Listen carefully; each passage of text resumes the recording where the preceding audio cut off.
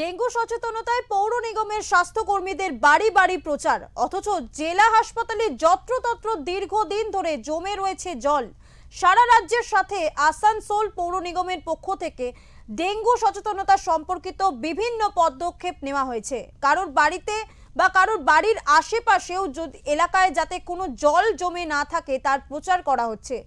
ইতিমধ্যে আসানসোল পৌর নিগমের অন্তর্গত বেশ কয়েকজন ডেঙ্গু রোগে আক্রান্ত হয়ে আসানসোল জেলা হাসপাতালে ও বিভিন্ন বেসরকারি হাসপাতালে চিকিৎসা করিয়েছেন এবং চিকিৎসারত রয়েছেন।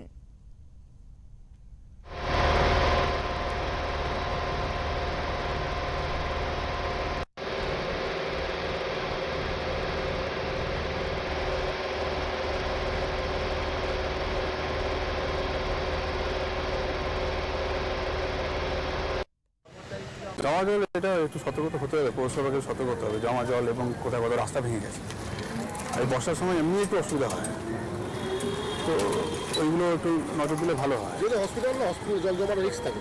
হসপিটালটা যেহেতু এখানে সবসময় পাবলিকে আসা যায়, এখানে কেউ না কেউ সবসময় আসে, কেউ না কেউ পেশেন্ট রোগী বা তার পরিবার কেউ না কেউ আসছে। এই দিকটা তো সতর্ক হওয়া দরকার। দুর্বলতাগুলো কোনো দেওয়া কেউ নেই, হ্যাঁ, পাড়াতে ঠিকমতো সাফ সাফাই হয় না ঠিকমতো। এইসব না, হাসপাতালে জমা জল এটা কি আশা করতে একদম না, একদম না, এটা হওয়া উচিত না। হ্যাঁ, চারদিকে জল জমে আছে, অথচ কংক্রিট হয়ে আছে, তাও এমনই ঢালাইয়ের অবস্থা যে কংক্রিটের উপর জল জমে আছে। বিশেষ করে যারা সুস্থ হাসপাতালে আসে সেখানে যদি ওরা অসুস্থ আশঙ্কা করে, ঠিক না, একদমই ঠিক না। কি বলবো, এটা তো অ্যাকচুয়ালি কর্পোরেশন এর লুকআউট আছে, একটু দেখবে হসপিটাল আছে, সব ভালো থাকার জন্য একটু ভালো থাকে, বাচ্চা সব কিছু আছে, রাইট। একটু ক্লিননেস তো কর্পোরেশনের একটা আছে কি হ্যাঁ ওরা করতে পারে, রাইট। এটাই বলতে পারবো, আর কি বলবো। যেখানে বাচ্চাকে ভ্যাকসিন দিতে এসছে সেখানে তার পাশেই দেখছেন যে জল জমে আছে। ये तो বাচ্চার ভ্যাকসিনেশন সেন্টার না, এ তো প্রেগনেন্সি সেন্টার আছে, রাইট। হ্যাঁ, একটু ক্লিননেস আশপাশে একটু ক্লিননেস হলে একটু ভালো হতো। কর্পোরেশন তো জানি, তাদেরই তো লোকজন আমাদের বাইরে কাজ করে, এবং হচ্ছে কি আমাদের ওগুলো সতর্ক দৃষ্টি আছে। যেগুলো ড্রেন আছে সেগুলো আমাদের রেগুলার পরিষ্কার হয়, ডেইলি পরিষ্কার হয়। যেগুলো নিচু জমি আছে সেগুলো প্রচুর বৃষ্টিপাত হলো, তো সেই জায়গাগুলোতে আমরাও নিজেরা মাটি ফাটি ফেলে ওগুলোকে ফিল আপ করি। আর আসলে এখন ডেঙ্গু পেশেন্ট খুব বেশি নেই। কালকে আমরা দেখে এসেছিলাম মেল মেডিকেলে 4 জন, ফিমেলে 2 জন, 6টা।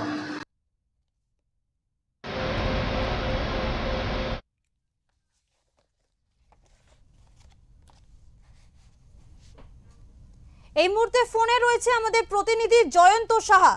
জয়ন্ত, তোমার থেকে জানতে চাইবো যে যেখানে আসানসোল পৌর নিগমের তরফ থেকে লাগাতার ডেঙ্গু সচেতনতার প্রচার চালানো হচ্ছে, সেখানে আসানসোল হাসপাতালে কিভাবে হাসপাতালের মধ্যেই জমে রয়েছে জল, সেই জল থেকেই তো মশার উৎপত্তি হচ্ছে, কিভাবে সম্ভব এই ঘটনা?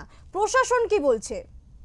দেখো সৌম্য, তোমার প্রথমে জানি আসানসোল জেলা হাসপাতালে সুপার স্পেশালিটি হসপিটাল রয়েছে, তার আশেপাশে এলাকাতে, সেই এলাকা বলা যাবে না, হসপিটাল লাগোয়া এলাকাতে একদম জল জমে আছে, জলের শব্দ জল জমেছে। যে জল জমে থাকা মানে ডেঙ্গু মশার তৈরি হওয়ার সম্ভাবনা থাকে, আমরা দেখতে পারি। কিন্তু আসানসোল পৌর নিগম বারবার প্রচার করেছে রাজ্য সরকার তরফ থেকে যে ডেঙ্গু নির্মূল করতে হবে, ডেঙ্গু সচেতন বাড়াতে হবে। ডেঙ্গুর জন্য নানা রকম কর্মীরা, যারা পৌর কর্মীরা, তারা প্রচার চালিয়েছেন। এবারে এলাকা নানা রকম ওষুধ থেকে শুরু করে, নানা রকম ভ্যাকসিন থেকে শুরু করে দেওয়া হচ্ছে। কিন্তু আসানসোল জেলা হসপিটালে গুরুত্বপূর্ণ জায়গা, যেখানে বহু রোগী ভর্তি হয়, বহু রোগী পরিবাররা আসেন, বহু চিকিৎসা দূরান্ত থেকে লোক হসপিটাল জেলা হসপিটালে এসে উপস্থিত হয়।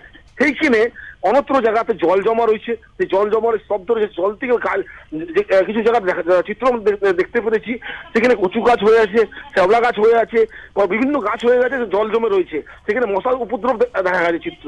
সেখান থেকে রোগীরা পরিবাররা চিকিৎসা করতে আসছে, তাদের গায়ে যদি মশা কামড়ায় ডেঙ্গু আক্রান্ত হতে পারে, তো তারা আবার জেলা হাসপাতালে ভর্তি হতে পারে। কিন্তু আমরা যখন আসানসোল জেলা সুপার হসপিটালের সুপারের সঙ্গে যখন আমরা কথা বলেছি, নিখিল চন্দ্র দাস, উনি জানিয়েছেন যে আমাদের এই জায়গাটা পরিষ্কার পরিচ্ছন্ন রাখার জন্য দায়িত্ব আসানসোল পৌর নিগমে। তো তথাপি পৌর নিগম এই জায়গাটা পরিষ্কার পরিচ্ছন্ন রাখবে। কিন্তু যখন আপনারা বললেন, আমরা আলোচনা করছি, বিষয়টাকে পরিষ্কার করার জন্য ব্যবস্থা করাচ্ছি। কিন্তু বিষয়টা ওটা সাধারণ মানুষ, রোগীর পরিবাররা যারা রোগী নিয়ে আসছে বা নিজেদেরকে হসপিটালে দেখাতে আসছে, তারা কিন্তু প্রশ্ন তুলছে এটা পরিষ্কার রাখা উচিত সরকারকে বা আসানসোল পৌর নিগমকে এটা ধ্যান দেওয়া উচিত। এখানে বহু মানুষ রোগী পরিবার আছে, রোগীরা আছেন, সেইখানে যদি এরকম ভাবে জল জমে থাকে, জল জমে থাকলে যে মশা, ডেঙ্গু মশা এখানে বাসা বাঁধতে পারে, ডিম দিতে পারবে, তাহলে ডেঙ্গু মশা উপদ্রব হবে বা সেই রোগীদেরকে আবার সেই মশা কামড়াবে।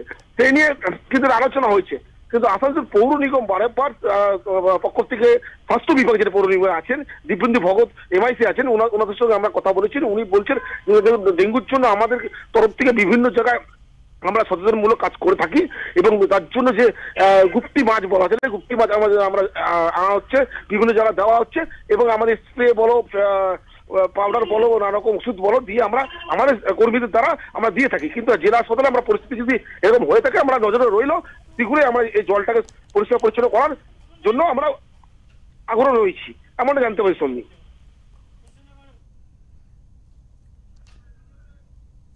ধন্যবাদ।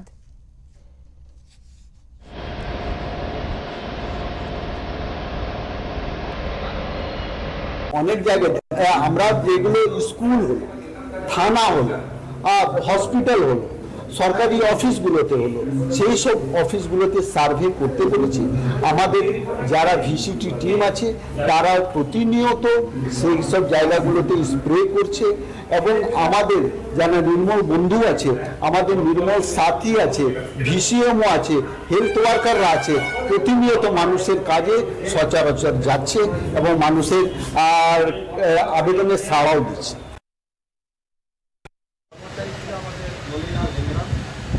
দীর্ঘদিন থেকে তাদের তার শারীরিক অসুস্থতায়